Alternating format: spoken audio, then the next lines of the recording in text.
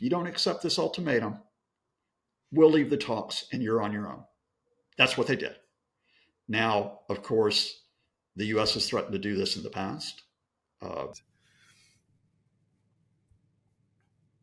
Has the countdown stopped? I think it has. There we go. We're recording. It's all good. Okay. Well, Scott Lucas, welcome back to the World in 10. Look, at the last moment, Marco Rubio has cancelled his trip to London for talks with ministers about a Ukrainian peace deal. Do we have any understanding what it was that made him change his mind? I think, Toby, that we can put together the events that led up to the U.S. withdrawal. And although there is a working level meeting going on in London today, this was a withdrawal by the Secretary of State, Marco Rubio, and other top Trump officials. I think we can go back to what happened last Thursday at the first meeting between the U.S., Ukraine, and European representatives in Paris and put this all together. At the time when that meeting took place last week, we're like, well, now this is really big because this is a three-way meeting. The Russians are not there. The Russians have been rejecting all attempts to get a ceasefire. This could be really big in terms of getting away from the Kremlin trying to set the terms, almost the ultimatum, in terms of why they'll end their invasion. But there was a red flag that was put up, Toby, if you don't mind me just going back on this. There was a red flag put up publicly after the end of that meeting by Marco Rubio, the U.S. Secretary of State. And that red flag was, we could walk away from these talks. If things don't work out, we could walk away. What we did not know at the time that Rubio said that, but what we learned this weekend, if we were paying attention, especially to an article in the Wall Street Journal, is that the U.S. had put a proposal to Ukraine and its European partners for what they saw as a settlement that would halt the Russian invasion. But the terms of that were very important. First of all, the U.S. not only said that Ukraine should give up part of its country, the Crimea Peninsula, to Russia. Russia has occupied that peninsula since 2014. The U.S. said not only should Ukraine give it up, but that the U.S. will legally recognize Crimea as part of Russia. We know that because Axios did a follow-up story that has come out in the last 24 hours. Only 6 countries in the world at this point recognize Crimea as part of Russia. Off the top of my head, I know that Belarus, Cuba, Nicaragua, and North Korea are 4 of them. And the U.S. in effect is saying, Ukraine, you got to give up part of your country, right? But the Americans went even further. The Americans said, those areas that Russia occupies, that they have taken since the invasion of February 2022. Now, these are parts of 4 Ukrainian regions, 2 in the east, Donetsk and Luhansk, 2 in the south, Kherson and Zaporizhia. The U.S. is going to give de facto recognition, not legal recognition, but de facto recognition that these are controlled by Russia. So Ukraine is being asked, or almost being told, that it has to give up about a quarter of its country to Russia. That's the U.S. terms. But that's not all. Ukraine has to promise not to join NATO. Ukraine, while it will get some security guarantees, these are not spelled out in the U.S. document.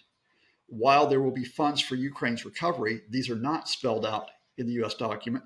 And in the meantime, the U.S. will pursue economic opportunities with Russia, including in the energy and industrial sectors. And of course, to pursue economic opportunities, you would have to lift sanctions on Moscow.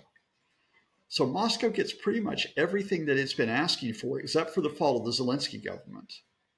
And Ukraine only gets these very, very vague commitments that, yeah, okay, we'll have your back if Russia attacks again. A couple of days ago, without referring to those proposals, Vladimir Zelensky said Ukraine will never give up part of its territory. We will never give up Crimea, part of its sovereign territory. And that's the tip-off that, look, Ukrainian officials will accept that they cannot regain Crimea. They'll know they can't push the Russian military out of them. But for them to say that Russia annexes Crimea, it violates the Ukrainian constitution, it violates international law, and it also would not be accepted by the Ukrainian people. So what has happened is that this week, Ukraine has probably not only had that public statement by Zelensky, they've privately told the Americans, we're not going to agree to your deal this week. So Donald Trump is not going to get his photo opportunity with Vladimir Putin. He's not, as he said at a White House gathering a couple days ago, he's not going to get the deal. And when the Americans realized they weren't going to get the deal because the terms are unacceptable to Ukraine, they walked. And although it was only confirmed at the last minute, and they probably did not confirm they were walking until the last minute, Ukraine and Europe were prepared for it. They were prepared for this to walk. So they go ahead with their own meetings today. They meet the lower level US officials and they put the ball back in the American court, which is, do you really want to be allied with the Kremlin in issuing an ultimatum to Kyiv? Within the last few minutes, before I talk to you, there have been a couple of developments. The deputy prime minister of Ukraine, Yulia Sidorenko, has restated that Ukraine will negotiate, but it will not surrender. And J.D. Vance, the vice president, has weighed in, as J.D. Vance will, which is, again, to reissue the U.S. ultimatum. Accept the deal or we're out of here. Well, Vladimir Zelensky has been lectured by J.D. Vance before. We all know that. And he didn't give in to J.D. Vance on that occasion, and I don't think he's going to give in to J.D. Vance or the Trump administration. So where we are, as I speak to you,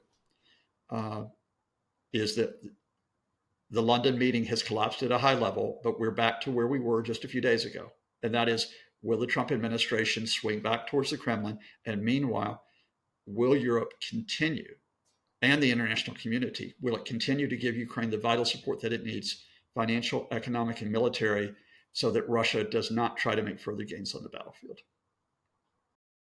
You think that the reason for Rubio's cancellation was that way around, rather perhaps than Europe saying, look, we know what you're going to try and announce on European soil, this deal, Mr. Rubio, and actually we can't be having that, and almost essentially cancelling him that way round, as it were?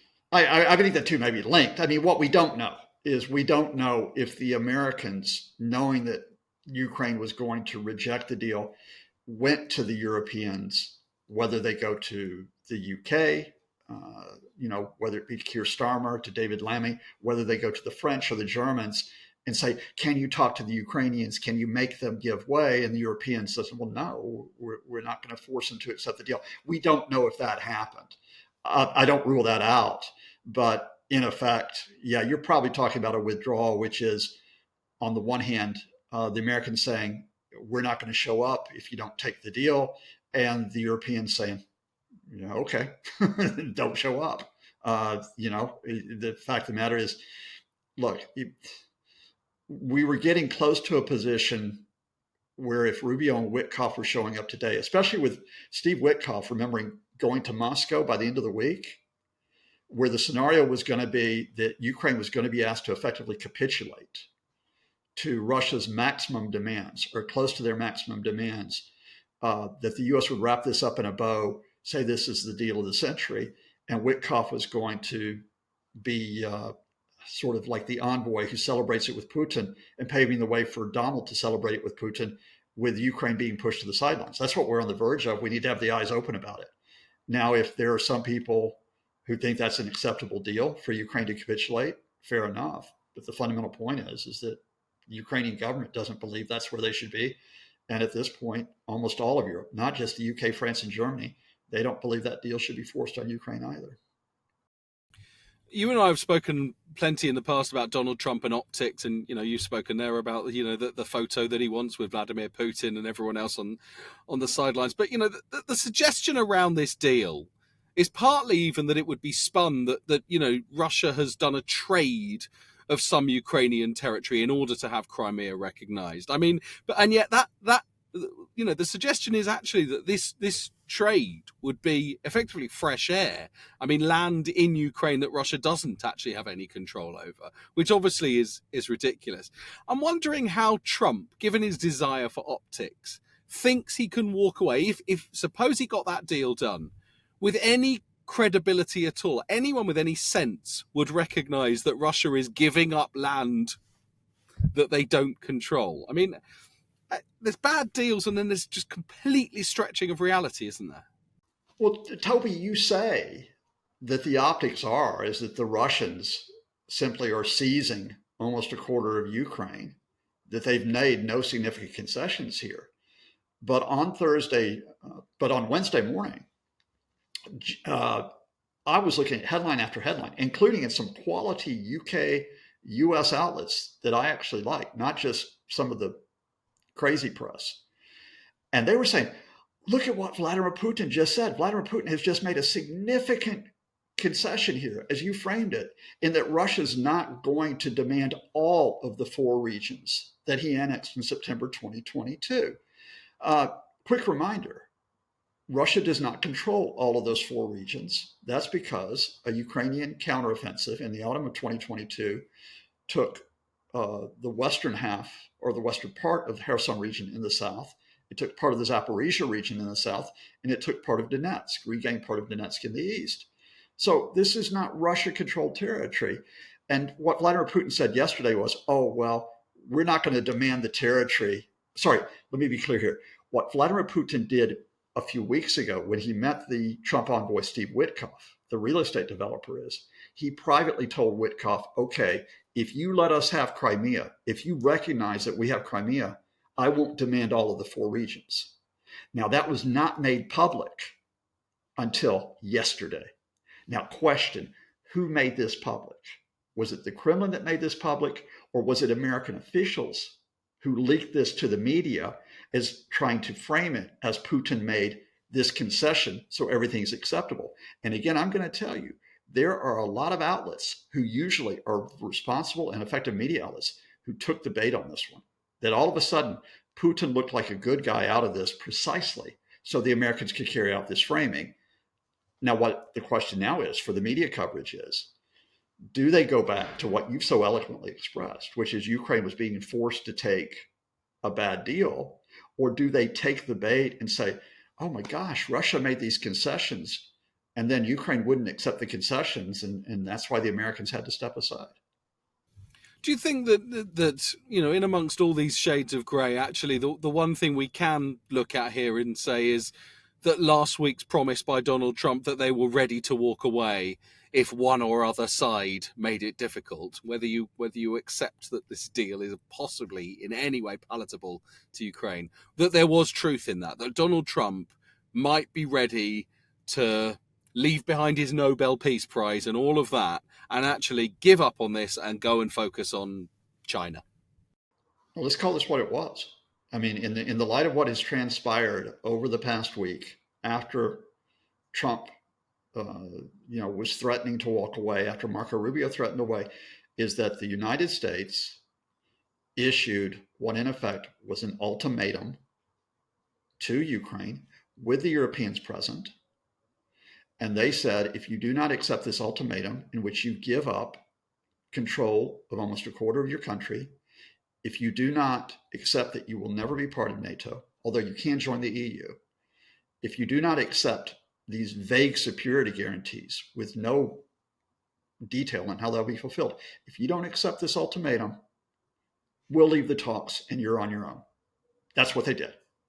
Now, of course, the US has threatened to do this in the past.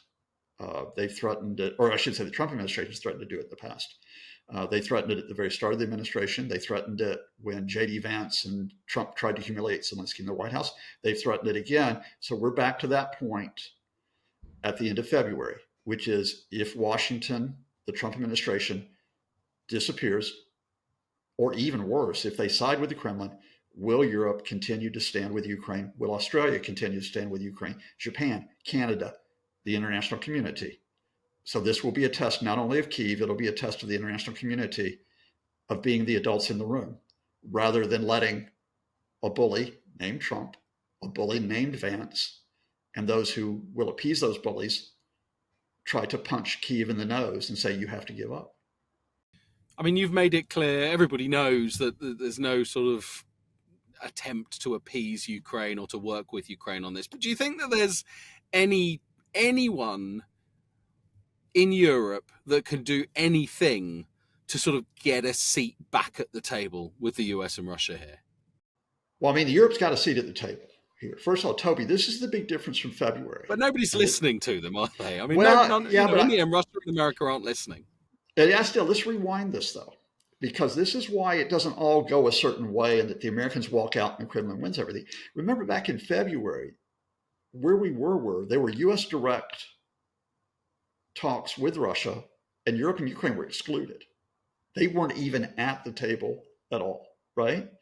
Now, the Kremlin hoped that they simply could carry out those direct talks and then impose a settlement on Ukraine. But the Kremlin overplayed its hand.